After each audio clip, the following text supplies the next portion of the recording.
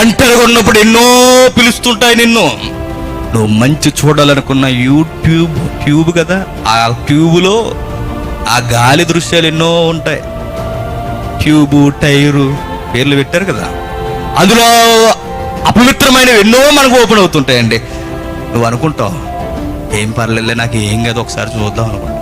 ఒకసారి కదా ఇంకా అక్కడి నుంచి అట్లా అలా పోతూనే ఉంటాం. ఇంకా ఆ తర్వాత గూగుల్ తెలుగు కూడా పిలుస్తుంది నిన్న. రా నాయన దీవిస్తాను కదా నిన్ను. గూగుల్కి ఒక్కసారి వెళ్ళావంటే ఇక అంతే సంగతి. లేక సమృద్ధి ఆశీర్వాదం అక్కడ.